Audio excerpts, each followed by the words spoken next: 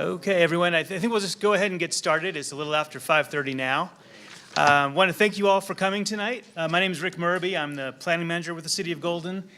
We have Corey Miller, who's the long-range planner for Golden, who will be going through most of the presentation with you this evening, the survey results, and then the thoughts that staff has for Planning Commission. So he'll walk you through all of that. We have an hour and a half. We've scheduled 5:30 to 7 o'clock.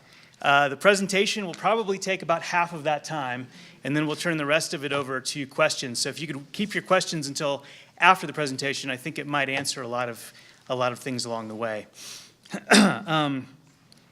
We also have the opportunity for written comments. If you picked up a sheet in the back there, it has questions. It's essentially asking you what your thoughts are for each of the 5 main proposals that would be coming out of this towards Planning Commission. So feel free to write your comments underneath each of those and leave them at the back before you go.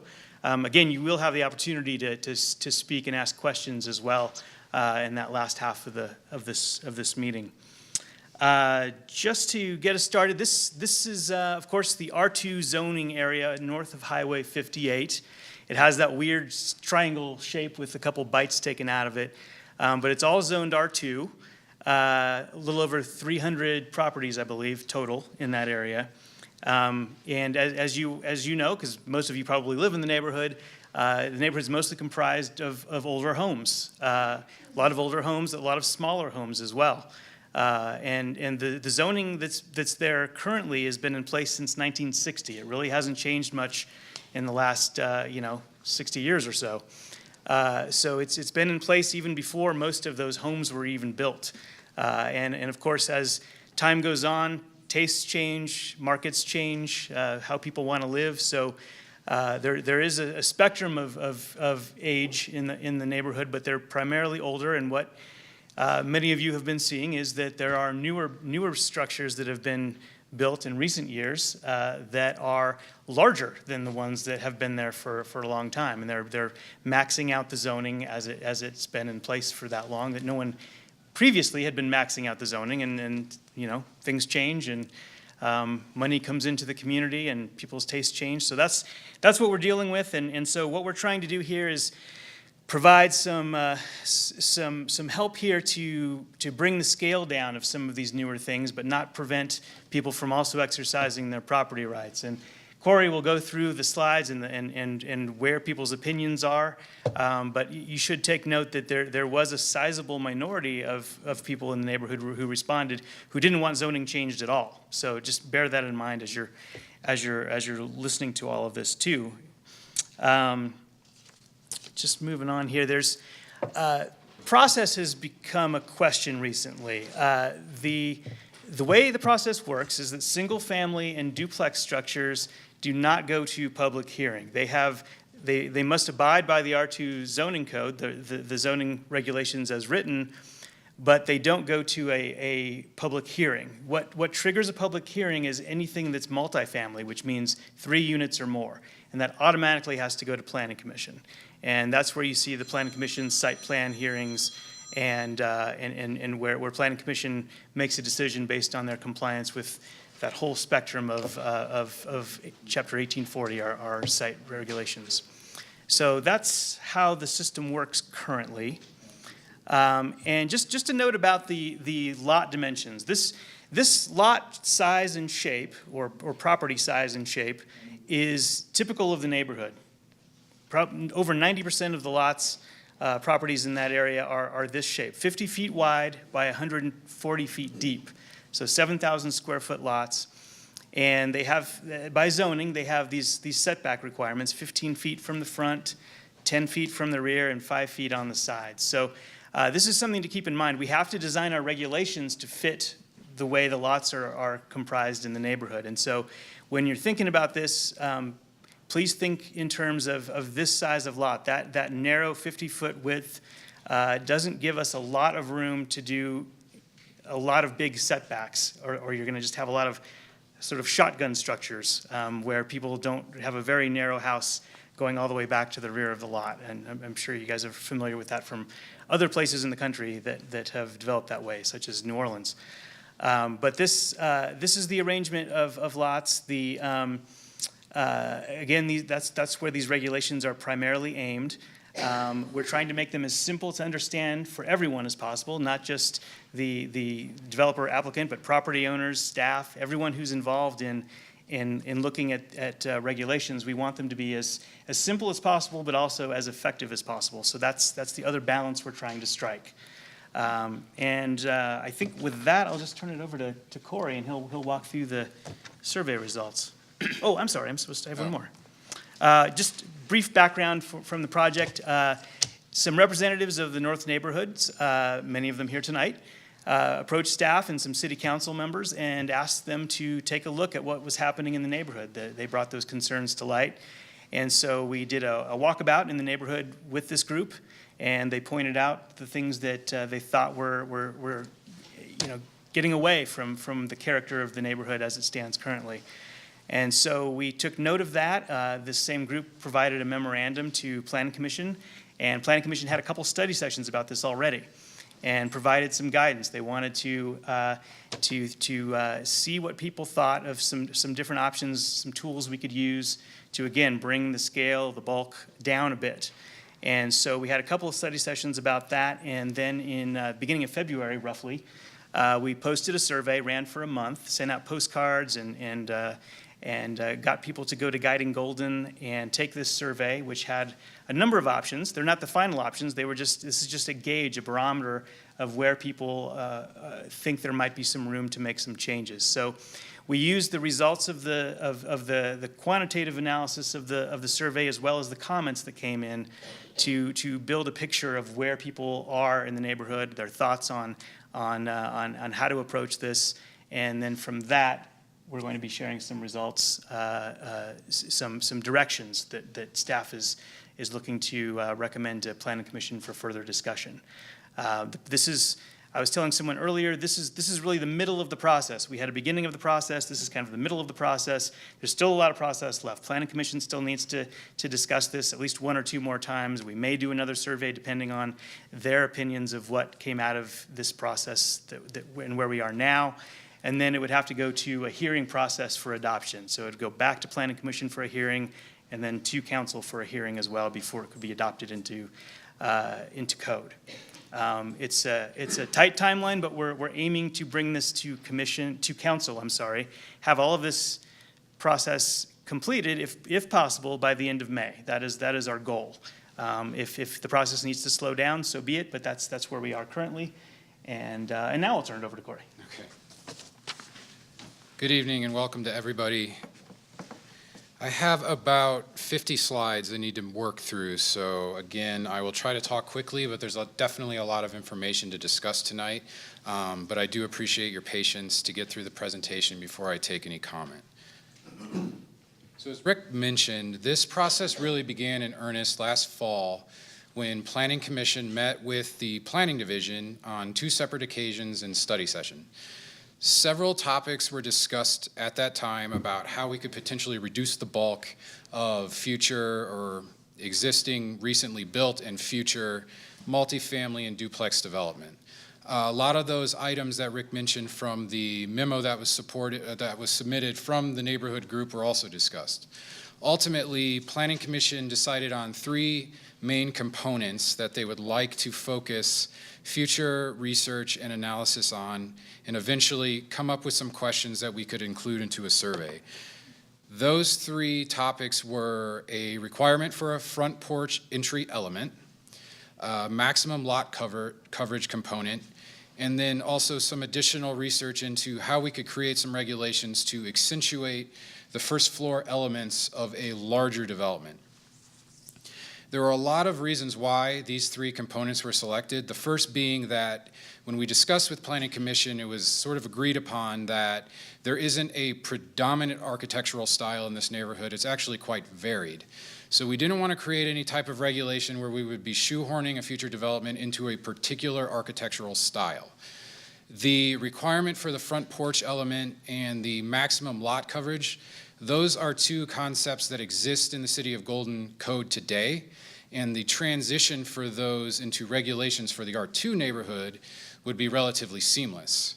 And then regarding the first floor element, that accentuation of the ground floor in any kind of new development comes out of this idea that this neighborhood has big buildings and this neighborhood has little buildings. But up until today, the majority of those buildings are smaller. So if a new development comes in and it is large and it is maximizing the zoning, as Rick mentioned, it needs to be done in a way that it will blend in with the existing housing stock. So staff evaluated these conversations. We gathered additional research. We met with some local architects to talk about how you could actually regulate the design of a building in this manner. And we put together a survey, as Rick mentioned, that was distributed on Guiding Golden. When it was concluded, we had about 220 respondents, which is pretty good for a survey like this. Now, about 120 and 130 of those respondents were actually neighbors who owned property north of Highway 58 that had an R2 zoning. And I want to bring that up tonight because the survey responses that I'm going to be focusing on are those individuals' responses. We have definitely evaluated all of the survey responses from the north neighborhood as far as a neighborhood-wide response. We've also looked at the responses from individuals who don't live in the north neighborhood. But I would appreciate your understanding that if these regulations go through, those individuals with R2 zoning are by far and away the most impacted by this. Their zoning will change. If you would like, though, to look at that additional research, it is up on Guiding Golden now, and it is broken up in between, I live in North Golden, I have R2 zoning, I live in North Golden, I do not have R2 zoning, and I live in the community of Golden. When we put the survey together, we focused on 6 key concepts. Again, this comes out of the Planning Commission discussion with the neighborhood, as well as discussion with local architects, and they were, I have a pointer here, lot coverage, step backs, pitched roof lines, building height, rooftop decks and inset decks, and front porches. As Rick mentioned, this was sort of our first crack at the ball with this survey. This isn't the end of the process. As he mentioned, we're taking that information, we're evaluating it, and I just said that because I wanted to clear up any kind of confusion that when the survey went out, that was going to be the end-all, be-all. Those were the regulations that we were moving forward, and we were just getting feedback for feedback's sake. That's not the case. We wanted to take in some information and some feedback on 6 components that we do feel probably have the strongest success for approval, for striking that balance between wanting to reduce scale and wanting to preserve property rights, but we're going to keep evaluating it in the future. So what I would like to do, I want to talk about each of these 6 concepts so that everybody's on the same page. We all have an equal understanding of what's going on, and then I'm going to present the results of the survey. And then once I've gone through all of that, I'm going to talk about new concepts and proposals that we are putting forward tonight. And as Rick mentioned, for those who just walked in late, there is a response form in the back that we'd like you to fill out to gather additional feedback in any kind of case that what I present tonight opens up some new doors in your head, maybe something makes a little bit more sense, and you'd like to provide responses, that would be great. So lot coverage. When we talk about lot coverage, a maximum lot coverage, what we're talking about is reducing the physical space that on your property that you can build stuff. So I have 2 examples on this slide. Again, these are the typical 7,000 square foot lot in the neighborhood, 50 feet by 140. The lot on the left shows what's currently permitted today. This is what it would look like as an example if we proposed a 50% maximum lot coverage. Every property in the city of Golden, regardless of your zoning or where you live, is regulated by building setbacks on the front, the side, and the rear, and those are in place for a number of reasons. But if someone owned a lot in the R2 neighborhood, in the north neighborhood, they could technically build a building footprint anywhere where this box is blue. And to be honest, if you can cram your house, cram your garage, cram your parking spaces all into one unit, you could build one building that is as big as this blue box is on this slide, as long as you meet the maximum building height. So by reducing the maximum lot coverage to 50%, we're reducing the blue box to 3,500 square feet of your total lot, with the idea that it's a 7,000 square foot lot and step backs still apply. It wouldn't have to be this box, obviously. What we would do is we would measure the building footprint of your house, and your building footprint of your ADU or your garage. And when we add that all up, if you have a building proposal and it's less than 3,500 square feet, you can build. If it is more, then you have to reevaluate your design. When we polled the neighborhood about whether or not they would support a regulation that would limit future development to 50% of the lot, the majority did say yes. 66 said yes, 39 said no, and 17 said yes, but they said yes with some caveats. So we left an option on the survey that you can either support the concept, you don't support the concept, or you support the concept, but you feel that staff needs to tweak their idea. So for instance, I support a 50% maximum lot coverage, or I support a lot coverage, but I think your regulation goes a little bit too far here, or I think it doesn't go far enough. So what we did was we evaluated sort of those unique responses, and we tried to look for themes. In the subject of lot coverage, one theme that we did sort of pick up on was maybe there was confusion as to whether or not this would apply to ADUs. And yes, it would. Like I said, if you have an existing house and an existing garage and it is more than 3,500 square feet, when this regulation goes to an effect, you would be grandfathered. But if you wanted to build another ADU next to your garage or next to your house, and you were already over 3,500 square feet, you wouldn't be permitted to do that. Most people build ADUs on top of their garages. That wouldn't be affected. But I just want everyone to bear that in mind, that this affects all building structures on the lot. The next item is step back. So as I mentioned before, when we talked to Planning Commission, we talked about this idea of accentuating the ground floor levels of a structure where they are directly adjacent to the right-of-way. The reason being that if you're moving through the neighborhood as a pedestrian or in your car, your eyes will gravitate to the first floor of a structure, not the upper levels of a structure. And I think that this photograph sort of exemplifies this. This is a single-family development, but as you can see, they have strong first-story presence directly adjacent to the street. And as they move back, the structure builds in height to a two-story development on top of a garage, and then eventually a 2.5-story to 3-story development at the back, but that is where all of the bulk is placed. So again, a building step back would function in that if you're building a structure, once you meet a certain threshold, once you meet a certain height, all remaining structural improvements above that height, and we suggested 25 feet, would have to be moved in towards the center of the property, again, to accentuate the ground level so that the roof line along the street matches the roof line as best as it can of adjacent structures that are smaller in scale. This is an example of what a multifamily development may look like with setbacks. This is a fourplex. It's not in Golden, but again, once you hit 25 feet, your building improvements have to be set back towards the center of the property above that height. So again, we're matching this roof line to this roof line. And when we polled the neighborhood about whether or not they would support this, again, they were in favor. We asked, should the city of Golden create a regulation requiring a 5-foot step back, so towards the property at 5 feet, for all structure walls above 25 feet? The only difference is we only asked that this regulation be applied along the right-of-way.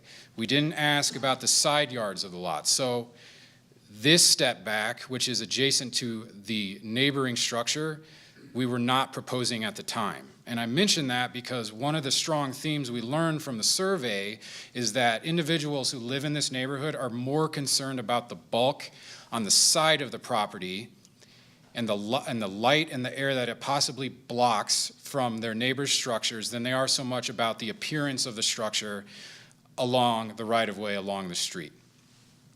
The other component that we realized, or another theme we picked up on, is that the step back where we proposed it at 25 feet high is way too high, and that needs to be lowered down, or there needs to be a series of step backs, one triggering lower and one triggering higher to further kind of nerf and reduce the overall bulk of a structure.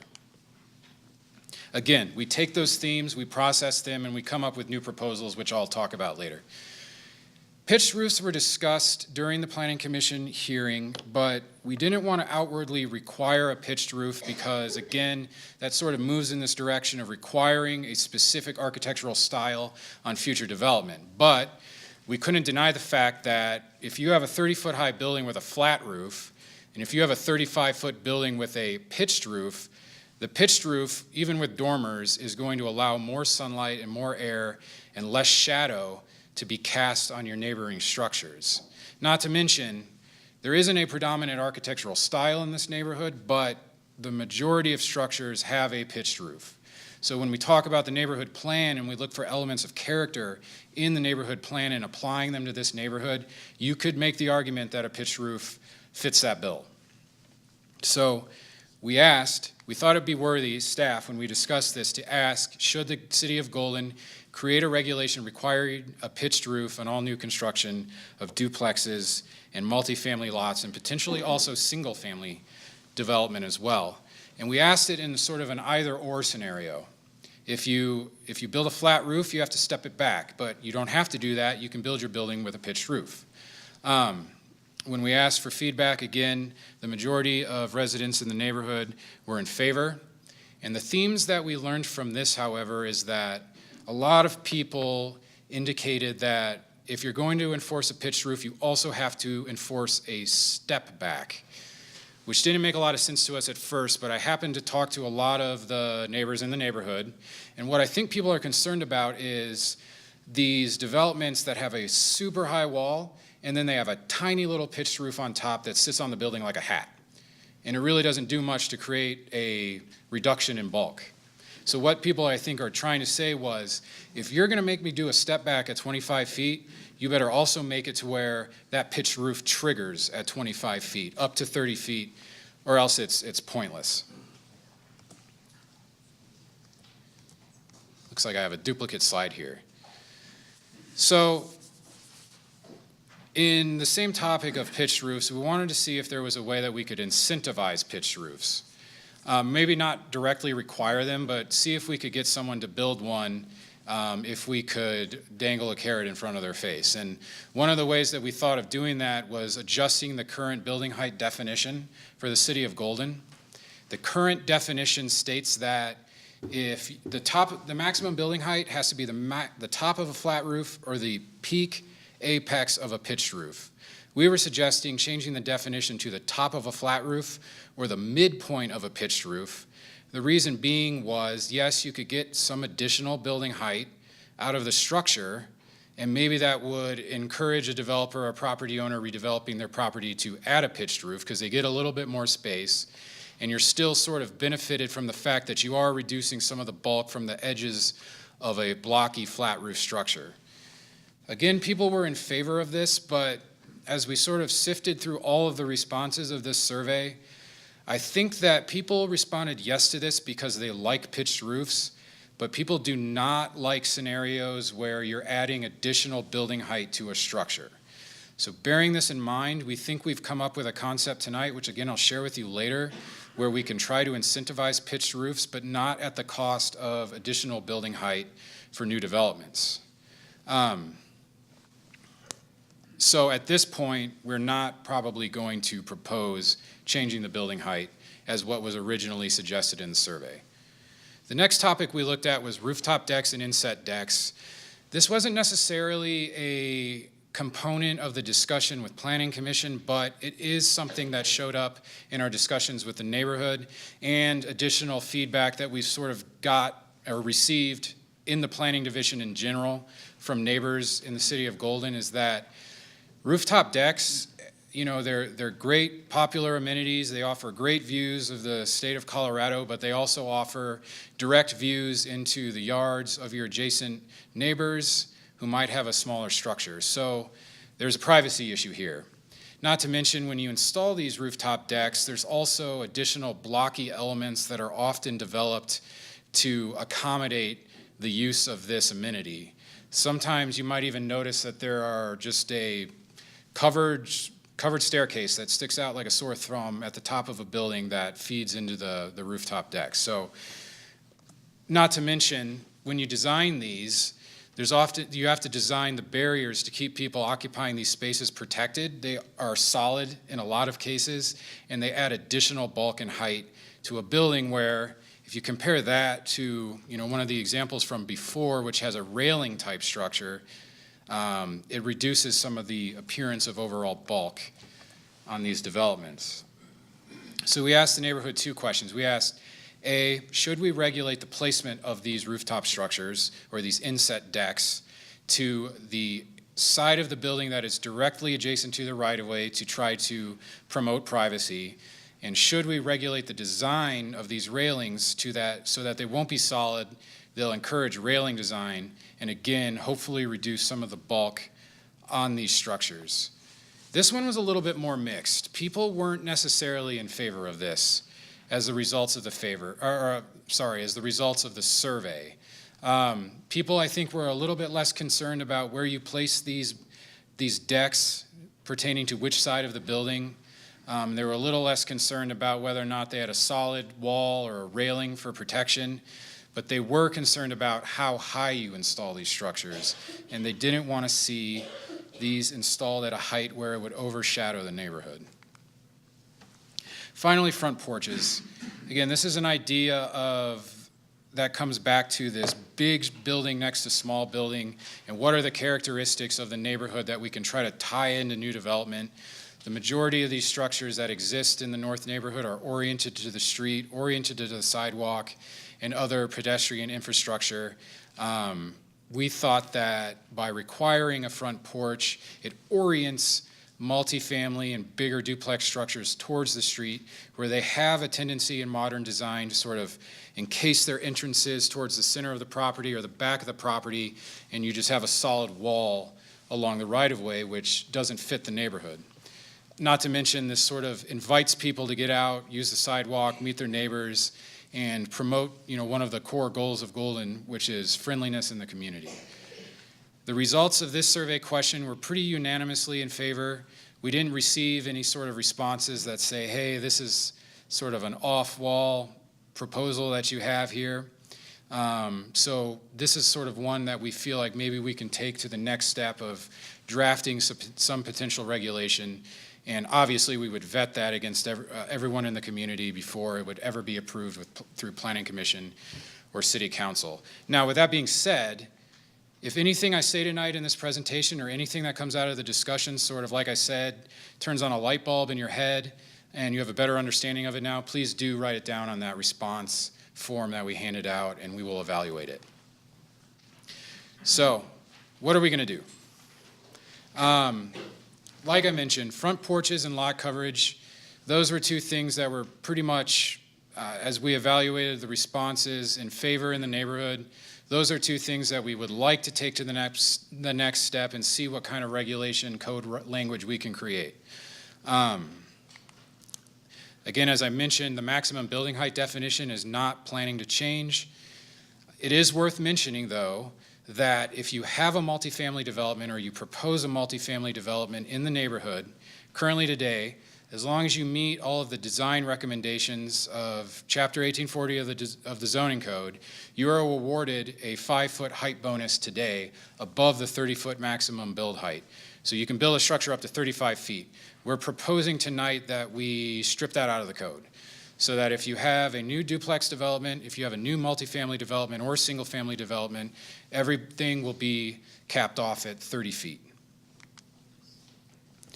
Rooftop decks, again, as I mentioned, a lot of people aren't too concerned about which side of the building these go on. They're more concerned with how high up they are on the structure. So we are proposing tonight not to regulate their design, not to regulate what north, west, south, or east, but to regulate the overall height that you can place one of these amenities. And what we're proposing is that a rooftop deck would not be permitted above 20 feet above grade. So if you look at one of the more recent developments that has popped up in the neighborhood, to give you some real-life context, the recent duplex developments near the intersection of Ford and Iowa, they have some deck amenities above 20 feet on the backyard of their property. Under the proposed regulations, they would no longer be permitted. Okay, graduated setbacks. This is sort of the new concept that we want to introduce tonight, and it is something that would directly tie to the side yard lines of any future development. I have a lot of slides that sort of go over this concept, and bear with me because I don't want anyone to leave tonight confused as to what a graduated setback is, because it is different than your standard lot footprint setbacks. Both would apply. So a standard lot setback, a side yard setback, a front yard setback, or a rear yard setback determines how close you can get your building to the property lines. A graduated setback is something that regulates the vertical plane, the vertical bulk plane of any kind of new development. So the way they're measured is, if you were to stand on the property line and you were to measure up vertically a certain height, we're proposing 15 feet, every additional piece of the building above that height, for every 1 foot that it goes up, it has to move in towards the center of the parcel 1 foot.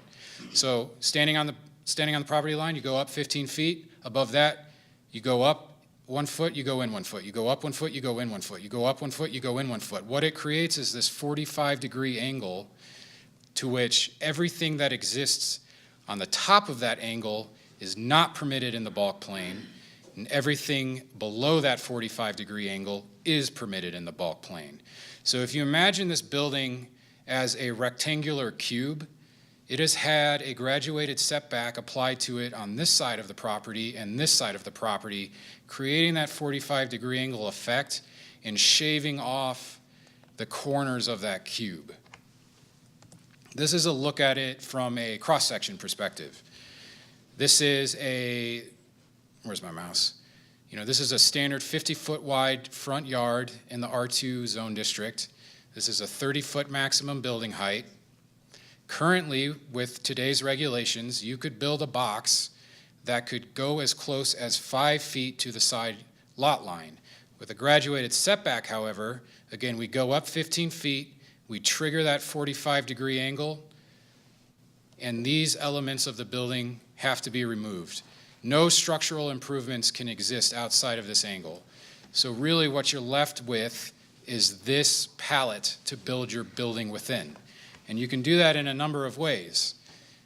You can do it either through a pitched roof, or you can do it with blocky flat roof elements.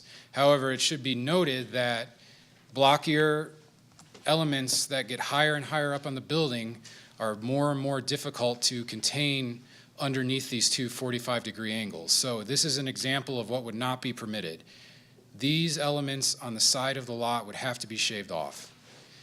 Likewise, for a pitched roof, dormers, unless we explicitly said that dormers would be permitted, would have to be removed from this example.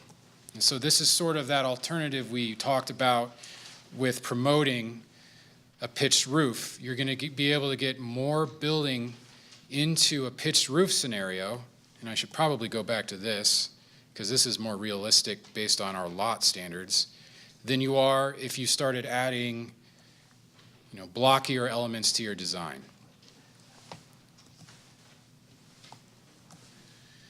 So how does this look like in context? Again, this is the development on Iowa Street and Ford. Again, if we were to apply a graduated setback to this, we'd stand on the lot line, we'd measure up 15 feet, and then over at a 45-degree angle.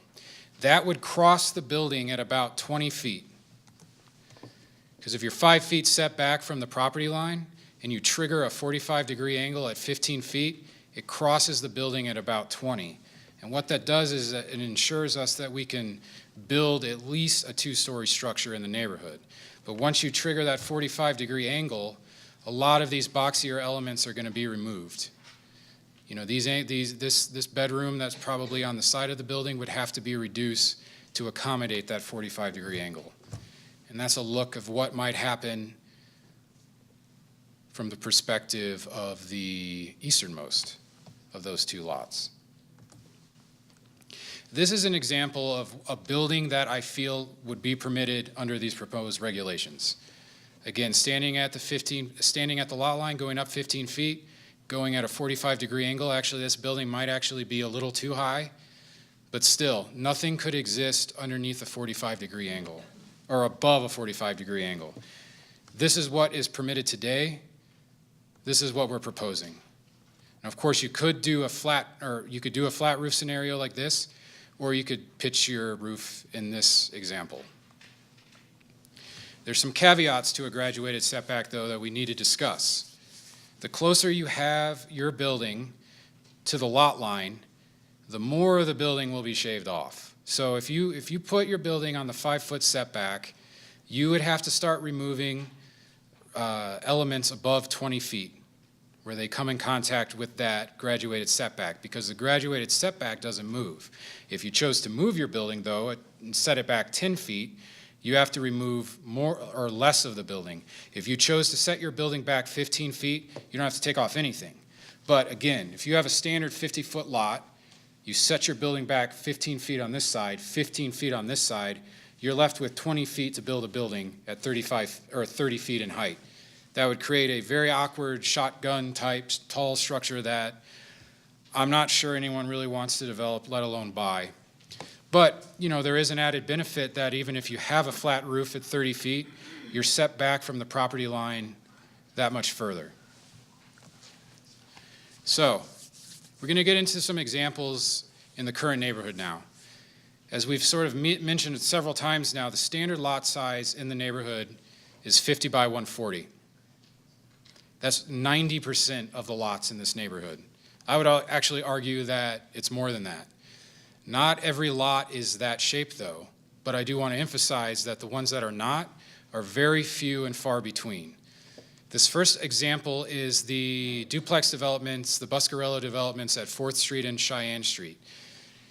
Through a clever manipulation of the subdivision regulations, these individuals were able to subdivide 7,000 square foot lots that are more square.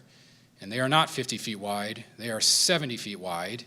And on this side, they're 100 feet wide. Why is that important? Because the graduated setbacks would not apply to these structures. If you imagine you were standing on 4th Street looking southeast, this is what you would see. And I apologize that this image is clipped off, but this garage is only a couple feet more extended beyond the extents of this photo. It's set back 5 feet from the property line, so if you went up 20 feet and built a 45-degree angle, it would maybe clip the very, very corner of this development. Likewise, if you went around to the other side, the Cheyenne Street side, if you went up 15 feet on the side yard line and over 45 feet, they wouldn't take anything off. And that's the same for the southern pair of the two duplexes, this guy right here. This building is about 25 feet in height in total. It's 5 feet from the property line. You go up 15 feet, you're not going to trim anything off. So what do we do about these types of lots? Again, I would argue that these ones are few and far between, and that for the standard lot size, what we've proposed with this graduated setback, it will have a good effect at reducing some of the bulk. But be it as that may, we can't leave the bigger guys alone. So what we're proposing is that where if you have a standard lot size that's 50 feet wide, you would trigger your graduated step back at 15 feet.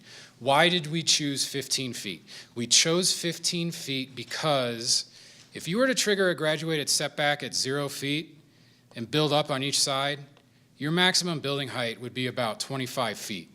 And remember, you can't build outside of that angle, so to be able to get to a width of your building, which is practical for building a bedroom, you're looking at probably a single-story structure. And again, this is that balancing act we talked about. We have to accommodate the fact that some people don't want their property rights infringed upon, and they did purchase property in this neighborhood as investments. We have to ensure that they can get at least 2.5 stories and hopefully 3 stories. But if you have a 60-foot lot, for every 10 additional feet that your lot is wide on the front, you have to drop your initiation point for the graduated setback by 5 feet. So if you have a 60-foot wide lot, you start your graduated setback at 10 feet. If you have a 70-foot width lot, you start it at 5 feet. This is how it would look for the standard lot, dropping it to 10 feet, dropping it to 5 feet for 70 feet, and dropping it to 0 for 80 feet plus. And then we made the joke that if you're 90 feet, you have to go 5 feet below ground, but we probably won't do that. No, if 0 is where we would limit it, absolutely. Everything that has a front lot width of 80 feet or more has to trigger their graduated setback at 0 feet. So what would that do to Buscarello? This is a look at the smaller of the two duplexes. Again, this guy. This is lot D on that slide. This lot right here. Sorry, I'm dancing with the slides. You can see the garage here, entryway, bay windows. This is that inset deck that is adjacent to the alleyway there. As this is a 70-foot wide lot, they would trigger their their graduated setback at 5 feet, and it would cut off about that much of the building. Now, I know that doesn't look like much, but keep in mind, all of this element has to be contained below or behind this 45-degree angle. So this hard edge, this corner of the building, is going to have to move over here. So you're left with a building profile that looks more like that. And that would also be applied on this side as well.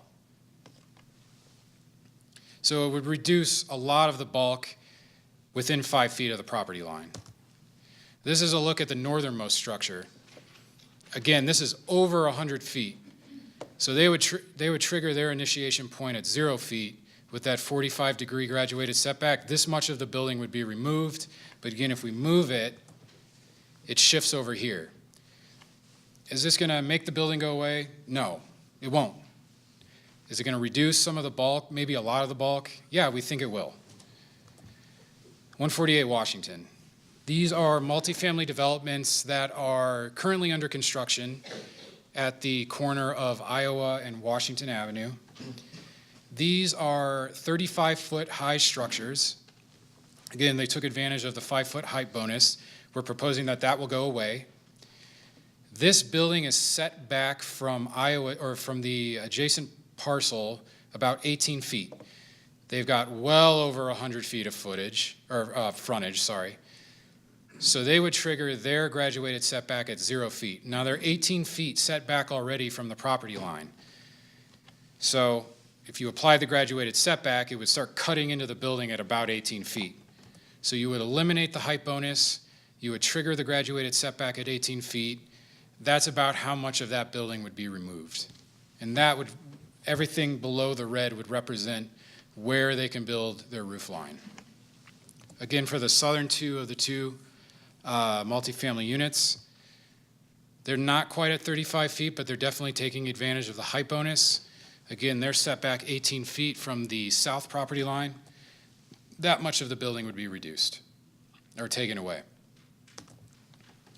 So, a lot to digest. Again, the proposals that we're putting forth tonight are a 50-foot maximum lot coverage, a requirement for a front porch or some type of defined entryway, the elimination of the 5-foot height bonus for multifamily. Decks will not be permitted above the height of 20 feet, and we are also promoting this graduated setback idea that I've presented to you just now. So that was just about half of the time. Yeah, nice work. So we have about 45 minutes to take questions, discuss these issues, hear feedback. So we'll turn it over to you. Yeah, so I'll be the daytime talk show host and go out into the audience and pass the mic. So does anybody have a question right off the bat? Who wants to be first? Yeah, on the graduated setbacks. We're recording this too. So. Oh, I'm sorry. Carlos Bernal, 501 Maple. I was wondering about roof overhangs. How do they apply to the footprint of the building? Or do they? Technically, it's every structural improvement has to be behind that line. Including the roof overhang, not just the foundation? Those typically, I mean, that's certainly something we could look at. Those typically are allowed to occupy the building setback on the ground level. Yeah. And so if it's just a foot or two. We could discuss that, but the way the code is written now, eaves are allowed to overhang 2 feet, off of the edge. So we could keep that in place, or we could dial it back. Okay. But that might be a point of discussion. Okay.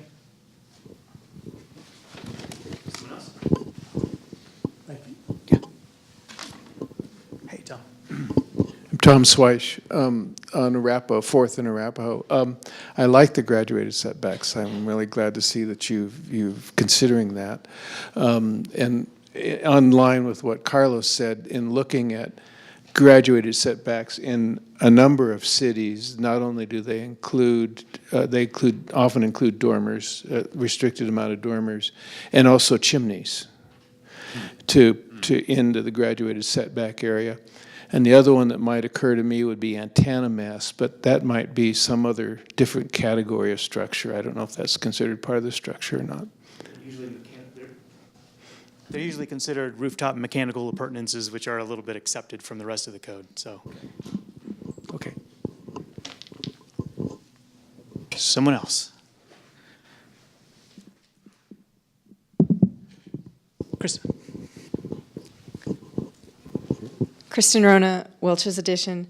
On the maximum height of a flat roof, and I don't know if this is specifically for R2 or not, but right now it's the bottom of the deck, or the part you would be standing on. So any railings, anything of that is not included in that height, that 30-foot height, correct? Right, so.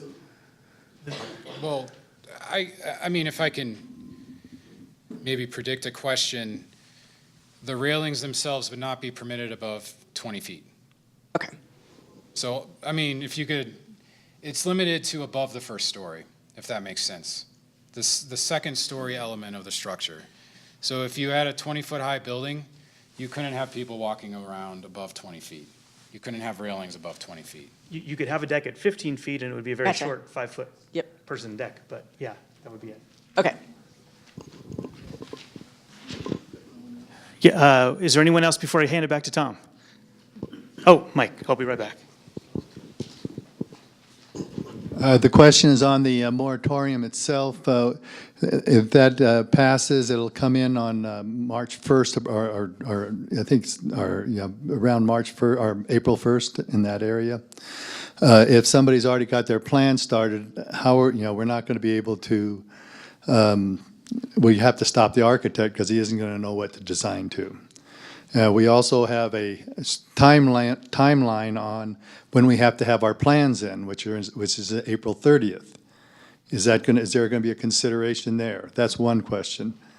And then Probably make it a more if this is passed, you were saying if it's determined by May, if everything is done by May, does that mean the moratorium would end if you get all this process done before the 4-month moratorium? The second part of the question, and the moratorium is, I believe, stretching beyond just the North Neighborhood R2 zone district. I think it's considering some other aspects about what to do with R2 citywide, and I believe some considerations for the R3 zone district as well.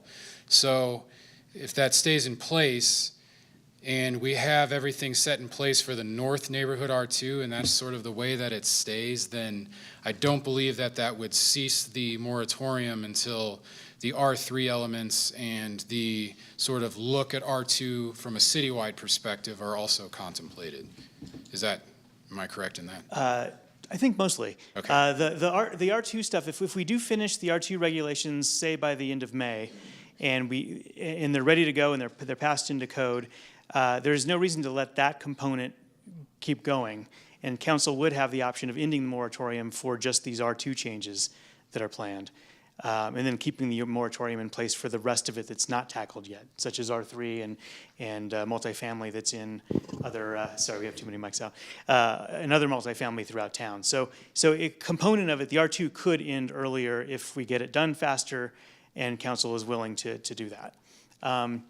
The other component. I was just going to say, how about I run the mic so you can talk? Oh, yeah. Okay. Yeah. That'd be great. Okay. And then the other component, as far as the timing goes, yeah, we would shift all of that. You're worried about allocations, and that would shift to the second period. So we would just bring that through to the June period. Who's next? Okay. One more time, and then we'll get back to you. So I know a lot of the areas, Jeremy Dobish, 223 Arapahoe, sorry. So I know a lot of the properties in this area are located on the floodplain. How is that affected within the lot plane or the lot coverage? Because we're already restricted by building on those floodplains. And then the other aspect is, what about narrow lots that run adjacent to the normal street? You can take a crack at the first question. I think I have an answer for the second one. As far as the floodplain goes, yeah, there are places that you could not build technically if you're in the floodplain and that part of the site, for example, is in the floodplain. You would have to elevate it out of the floodplain or shift the structure off of that area so that you don't have to elevate it any further. Is the question more about height related to elevating it, or is it the area of the site that you would have to? Overall, especially with the Overall. lot coverage, if I have, say, 7,000 square foot lot, but half of my lot is on floodplain, would there be a variance or consideration for the fact that I couldn't build, or is it all just based on numbers? Well, it would still be the overall buildable area of the lot, so it shouldn't, if you're shifting it somewhere, it shouldn't be a hardship necessarily if you're moving it somewhere else. I think most of the time you'd be worried about you have too little of an area to actually build on if half the lot is in the floodplain. You're relegated to half that lot anyway. I think it's a problem with the floodplain more than it would be with this regulation. But you could definitely use the floodplain as the part of the unbuildable anyway. Yeah. That would count, exactly. And to answer the second question, are you saying that you're concerned about parcels that might be less than 7,000 square feet? No, so we have, like, for example, we are running 120 feet along Arapahoe Street, as opposed to a 50-foot lot on Arapahoe Street. So how would that affect my setbacks? Would it be from that back, technically the back of my lot, or how do the lots change? Sorry, my question is not very clear. I have not slept very much lately. I feel the same way. I don't know that we've contemplated that yet fully. Well, knowing your lot, though, I think, it does run along Arapahoe that way. But the graduated setback would be from the side property line as you're looking at your house from Arapahoe, from across the street. So the graduated setbacks would kick in. You have one-story structures, so I'm guessing none of that would affect you personally. Right, this doesn't But it affect would me be now, that- but in the case of somebody buying my property, wanting to redevelop or Sure. whatnot, so. So with that frontage width, you would be subject, if this proposal moves forward and gets eventually adopted, we don't know yet, we're still in process, that would kick in those graduated setbacks that Corey was talking about, where you'd probably start at the zero, right at your lot line and go up from there at that angle and whatever you could fit in there. The idea is, as you probably picked up on, is so you don't have these broad, long buildings along the frontage, and so that's what that would prevent. So in addition to having wide lots in our neighborhood, and most of them, you're right, are 50 feet wide, but we also have some really narrow lots in our neighborhood. And I'm thinking of the situation where someone has an existing house and would like to pop the top, put a second story on top. It could be very difficult for them. There may not be enough room up there to build an effective structure.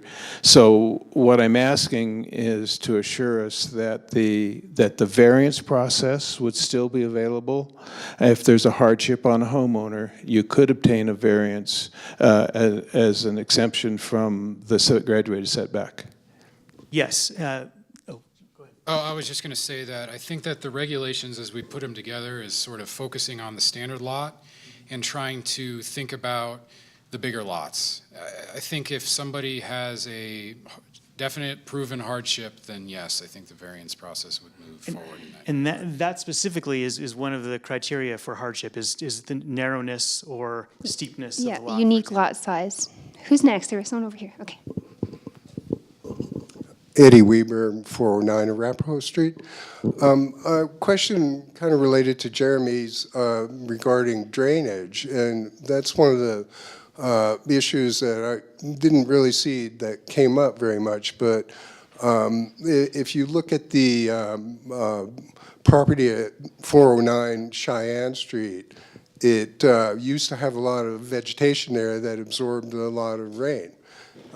Now all that is going to run out into into the drainage system, and it's going to impact, you know, the whole drainage system in the city. So I wonder how much of that is being considered along with how much of the ratio of property building to lot size is getting considered. Another question I have is what exactly are the criteria that would trigger a hearing on a proposed building and give other neighbors a voice and a chance to have some kind of say in what's getting built right next to them? Well, again, we're trying to think of ways that we can keep the process streamlined. So I don't think that we are proposing yet any kind of processing alternative where you have to go before elected boards and appointed boards to get a duplex approved. Obviously, that would still apply to multifamily. As we are a small team, we have 2 development review individuals. We're hoping to maintain a scenario where we can still process applications administratively. And the other question, Oh, drainage. yeah. Yeah, so this proposal doesn't specifically address drainage at all. I mean, I guess you could say it potentially does by creating a lot coverage maximum. You have more room for vegetation, you know, in case someone does maximize their lot and has a lot more runoff associated with the coverage on the lot, right, that burdens the storm system. But these kinds of regulations aren't really associated specifically with stormwater runoff, that kind of thing. It's regulated by a completely different section of code. But we can talk about your concerns in a different context if you want to talk to us about that offline. I think it's pertinent. Other questions?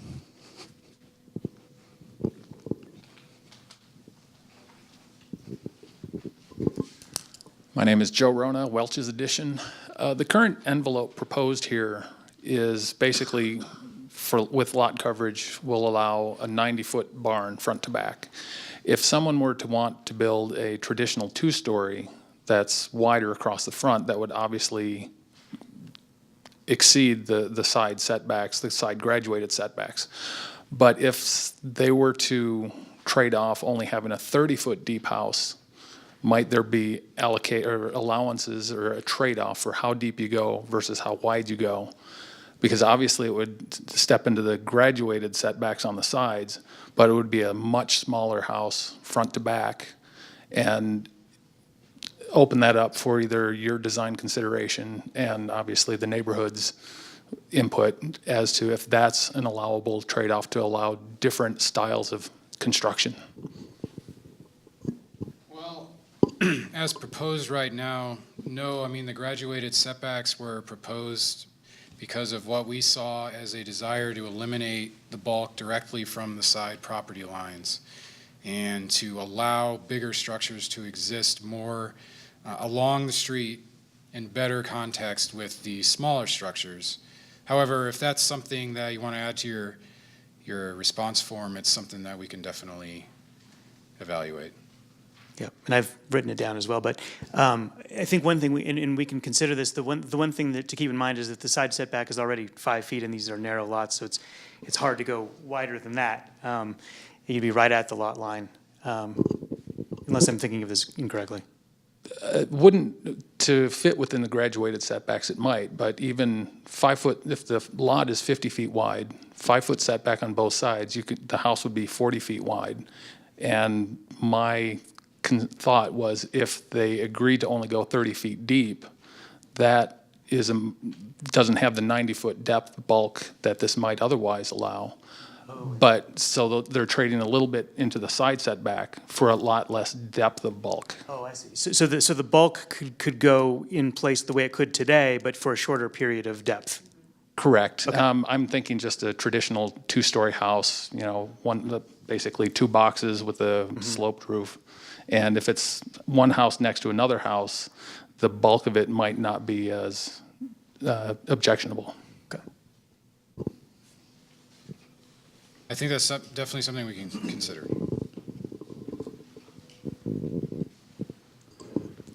Question, Mike Laddick, 100 Washington. When you have a corner lot, you don't have a 5-foot on the other side, you have 15 feet. Is there a consideration being made to make the setback from the 5-foot mark, or are you going to have to come all the way back into the 15? For the graduated setback? Yeah.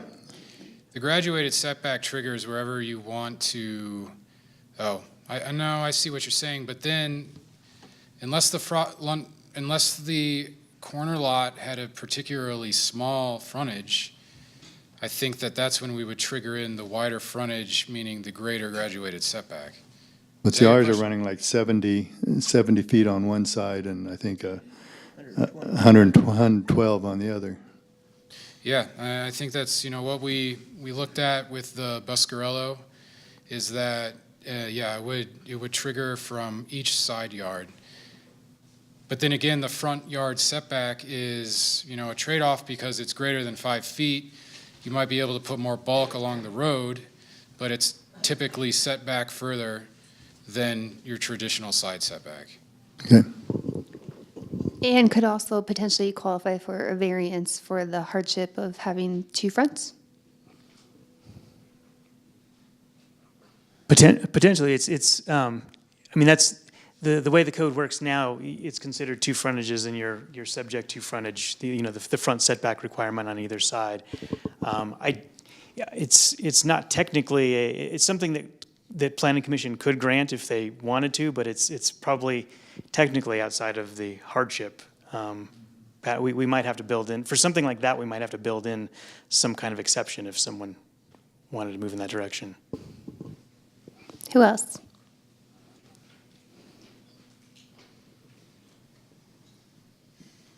Mr. Hermanison.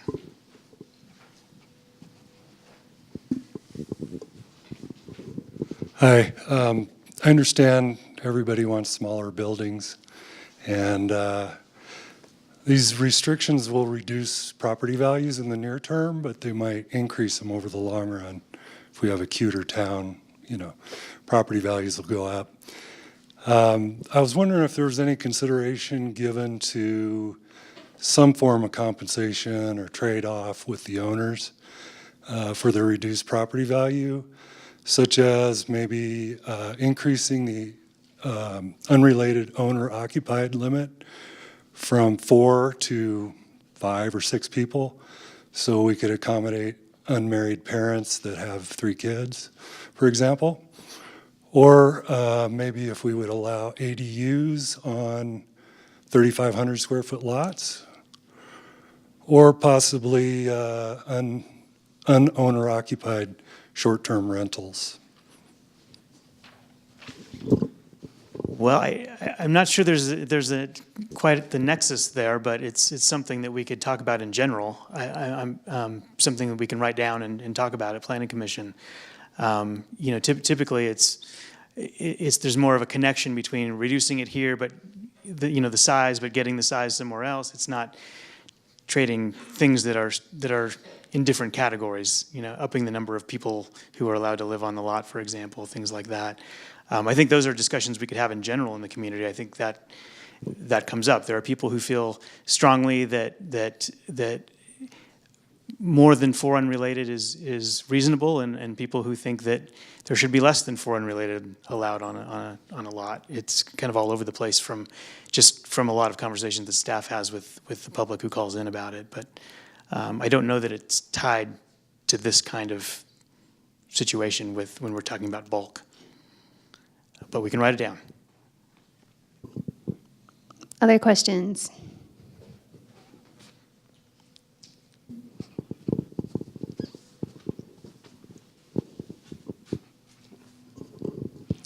Hi, I'm Penny Aronson, 409 Arapahoe Street. I was here late. This might have been addressed, but I was just wondering if there were restrictions regarding sunlight blockage. The property at 409 Cheyenne kind of did that to the house east of them. Of course, that's on the same property, but I know that can happen to people where a large structure is built and blocks off the sunlight? So we did discuss solar access regulations when we met with Planning Commission. They're very, very convoluted. They're often unique to the city as far as how specifically they were written. I guess what we tried to do was introduce the graduated setback as a way of reducing some of that bulk from the top of the structure, so hopefully more sunlight and more air could pass through to adjacent structures. But we'll write it down, we'll look at it, whether or not. Do you want to go back to that slide where you do the view of the, going back and forth between the, This one and this one? no, the one where you're doing the Buscarello from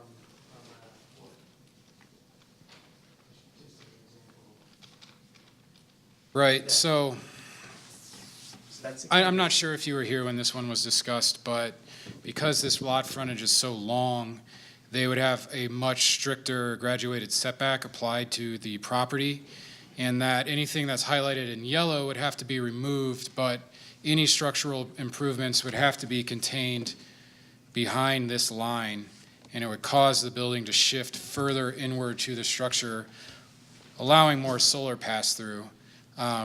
But at this point, no, we haven't thought of any direct solar analysis and shadow analysis and how it would fall on adjacent property owners, no.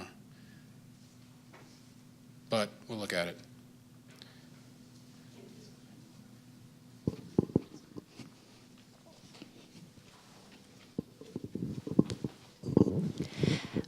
My question, it's a little bit related to the side setback question that somebody asked. How are we treating alleys?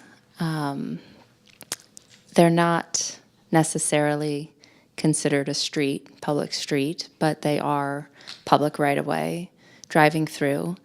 And looking at the graduated setbacks, is that considered a side of, it's not, is that going to be considered the frontage if it fronts it? Is it considered the side lot if the side of the building is on it?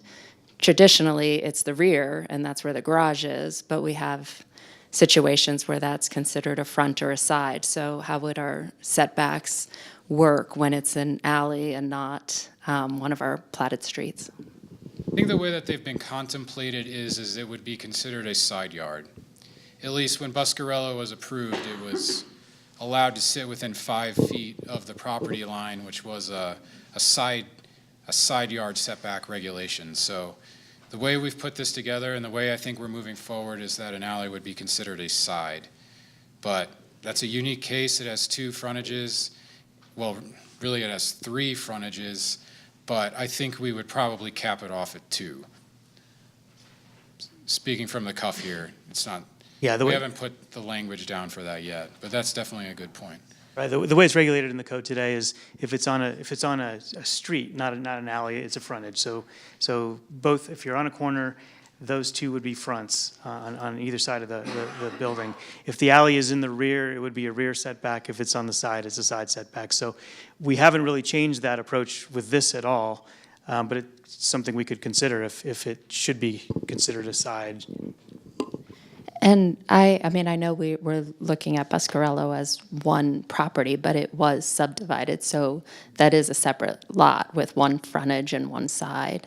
And I think the more creative lots that we have, or the more creative developments we have that are fronting or siding to an alley instead of that being the traditional rear, we should consider that when you're writing the language of how far the setback should be from an alley, just like a street.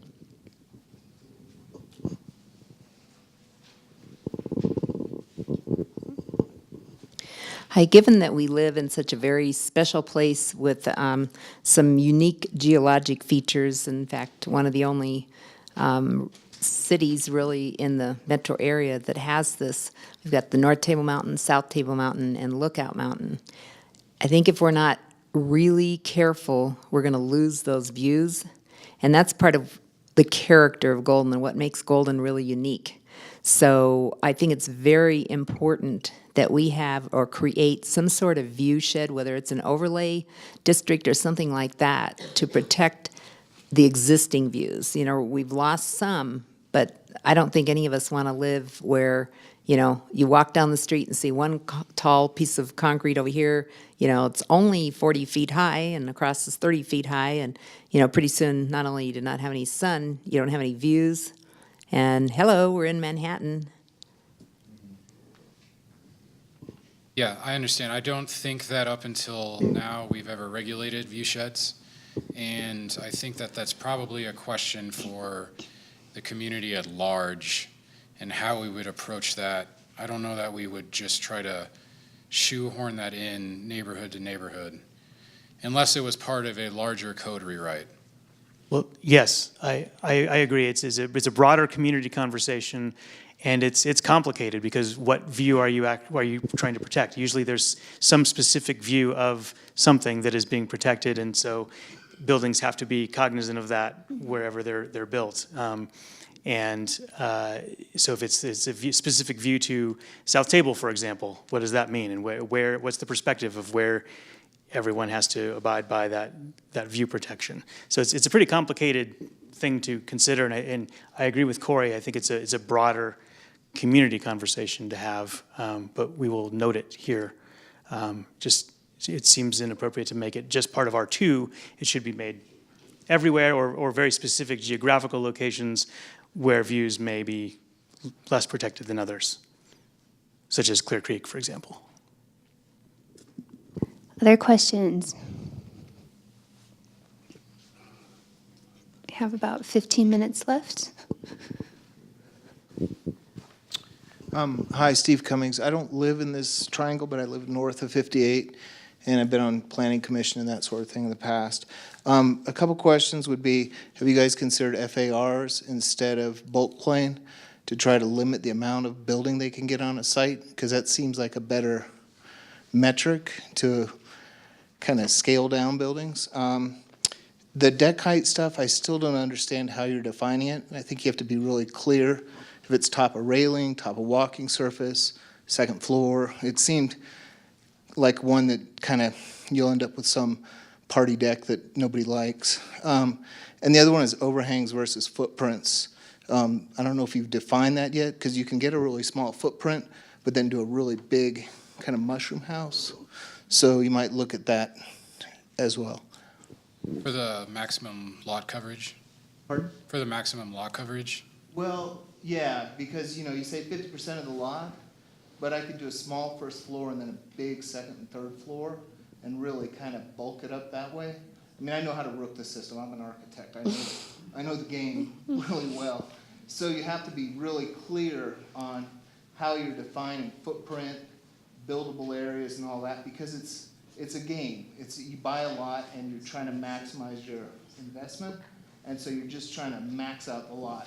So I read these rules and I'm like, okay, if my footprint's this big, I can do a huge second floor. That meets all the rules. And you guys, you know, it's really hard to, you know, you'll catch it on the next one, but maybe not on the one that everybody doesn't care for.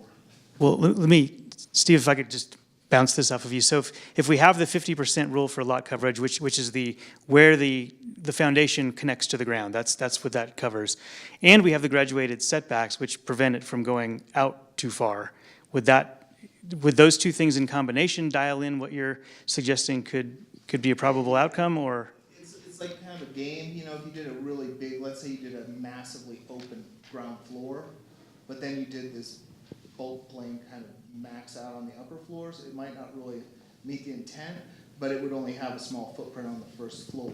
So maybe it's a drip edge of the building, or heated space in relationship to the site, or I don't know how you define it, but it just, you have to be careful that people don't do big carve-outs on the first floor to achieve their 50%, and then the second and third and fourth, or wherever they're trying to get in there, don't just, you know, completely fill the site in that buildable area. Yeah, we'd love your help in breaking the code so that we know exactly what we need to dial in. Code breaker. I'm sorry to belabor this one issue, but where you have the two frontages and the graduated setbacks on the 15-foot setbacks for the street sides, you have no problem with that. But on the backside, where you have a 10-foot, your graduated is going to, really affect that building. It makes us, force us to a much narrower building, which I don't know if that's what your intent is. So If if I'm understanding your question correctly, if this was your corner lot, Right. you would be set back with your front yard setbacks here and 15 here. there and 15 And then your there. graduated setback would trigger here and trigger there. We don't have, do you have a side and a back lot, or just? But what defines our side and our back at that point in time? Do we only have, the graduated setback only applies to side lots. We share two sides with other property owners. One's already built, it's the 3-story thing that's our problem. Maybe then that is a unique aspect of corner lots that we have to evaluate. They're unique. I mean, we're gonna probably likely have to write something unique for them as well. So wouldn't they have one side in that case where it would apply because they would pick which is their rear and which is their side since they have two fronts? Right, and if you had two lots, because I know what you guys are planning, Yep. you would have two lots. Each one of them would be subject to the side graduated step back from that property line. But not the But side not the and the front, rear? not your frontages, just the south side of your property where it abuts the 148 Washington that's going up now. Right. Yeah, Yep. correct, not the west side. Because there's nothing there. Questions?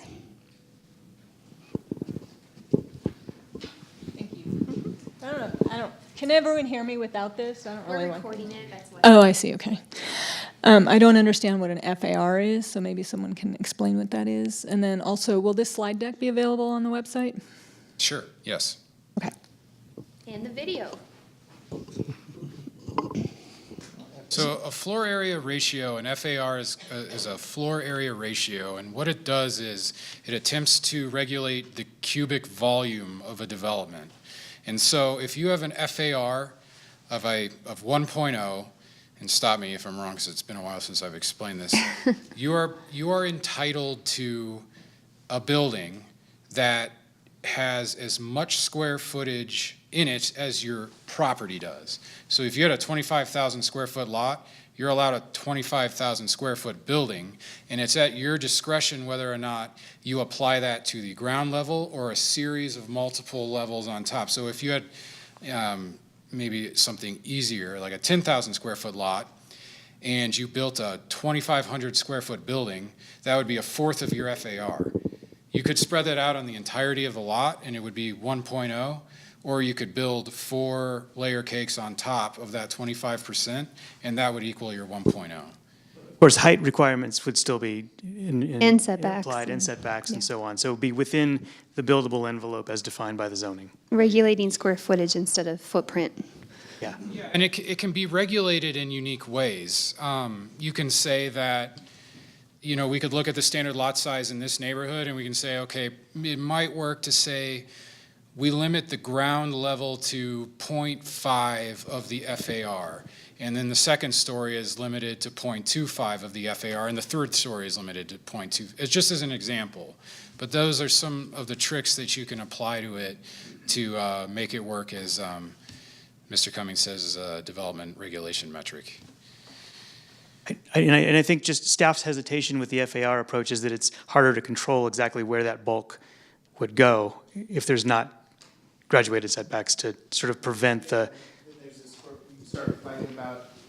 You start fighting about defining square foot and is a balcony, it's just this whole, it puts a lot of burden on you guys. But it is metric they use like in downtown areas a lot because they are promoting density, so they'll actually give you really high FARs to try to get you to go 20 stories and do crazy stuff. So it's more of it's a high density metric, but it is a way to kind of squash sizes too. I see another one over here.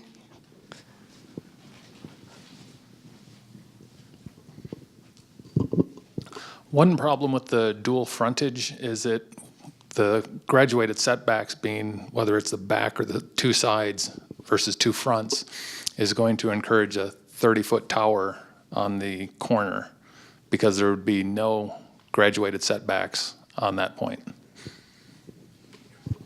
Yes. That's sort of one of the caveats about this northernmost Buscarella development is that, this angle of the building, as you see on this slide, this would not be reduced. It would potentially be reduced over here and on this other side, but that's sort of a result of when you start to squeeze the balloon, you take away parts of the bulk in one area and you're forcing them into another. So that's something we'll continue to try to work out and iron out so that it works well. Yes, sir. Yeah, I like the FAR much better than the lot coverage ratio. And it's because I have a typical 140 by 50 foot lot. And if you split it into a duplex, I think you're limited to like 3750 of footprint allowable within the setbacks on each side. And if you take it to a 50% lot coverage ratio, that goes down quite a bit. And then by the time you take off 400 square feet for a 2-car garage, and you take off another couple hundred square feet for a nice porch, you're down to a floor plate that you really can't fit a main floor master in, and you definitely couldn't build a 3-bedroom, 2-bath ranch home, which is what none of us is getting younger, and that's what more of the market wants these days. So one other point is that tiny homes are becoming very popular, especially with the younger folks. They would gladly live in a 1,000 square foot space if they could have their own kitchen and private thing and place to park their Sprinter van for when they are in town. And so I think maybe we should look into allowing 3 or 4 units on a 7,000 square foot lot, whether it's an ADU and another one, or just 3 or 4 smaller buildings, but we could accommodate, what people want and the growth and not have all these huge townhomes that work within the current zoning, and people will buy them for $800,000-900,000. But if I could build 3 smaller units or even 4 smaller units, I could sell those for a much more affordable price. Well, that's interesting. That's something that we sort of touched on at Planning Commission one night in a study session. If the structure is not as bulky, if it abides by any sort of regulations that are imposed, like bulk plane issues and lot coverage and other items, does it matter as much how many units are in there if the size of the structure is the same and the considerations of the structure and its impact on neighbors as far as the architecture, the bulk is concerned? So I think that's an interesting question, because we do get a lot of feedback that we need smaller units, that it's not affordable when people are building large units, on a lot and selling them for a lot of money. Is there a market for that? Is there tolerance in Golden for that? So I think it's worth discussing, but we're not really far down the road on something like that. Yeah, we're really just focused on this for now, but we will write that down. And just really quickly, sort of the thing that we struggle with a floor area ratio, like I said, is that with the graduated setback, we're telling you where you can't put structural improvements on the lot. If we say you're allowed so many X amount of square feet on the second story, it might be less in total area, but there's still free reign for the property owner to develop a second story that goes directly adjacent to their neighbor, pissing them off, or a scenario where they try to take advantage of, what they can do on the second story for their own benefit, and they end up putting portions of their building in areas that are not characteristic of the neighborhood. And this, I feel like, was an attempt to say, we're definitely telling you where you can't put structural improvements to try to build that character. But again, FAR is something we'll discuss, and we'll look at it and see if we can come up with a concept that works. Hopefully, one last comment on dual frontage. If the owner suggests or picks one primary frontage and then the secondary has other setback rules applied to it, that could be one way around or one option.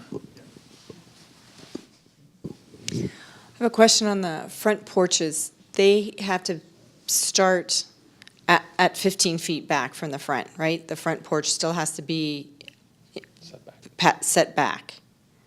Probably not. The way that they're introduced in the code today is they're actually incentivized by allowing the front porch element to occupy the front setback. So you actually can encroach into the front setback if you build a front porch. And again, that's an incentive. What we're contemplating is actually regulating their requirement on duplexes and multifamily developments. So I imagine if by doing that you have to shift your building back that much further, then that's probably something that we wouldn't pursue, and that we would allow the front porch to occupy elements of the setback. Yeah, in the single-family version of this that Corey just described, it's an encroachment of up to 5 feet. So that could be, you know, we'd have to talk about that at Planning Commission, but we'd welcome feedback on that as well. Just for up to 5 feet, but not necessarily the whole front porch. And you're saying we would add that to other zoning districts? Potentially, Yeah, or it could be could. like Corey said, where we just push everything back behind the setback line entirely. Right. Any more questions?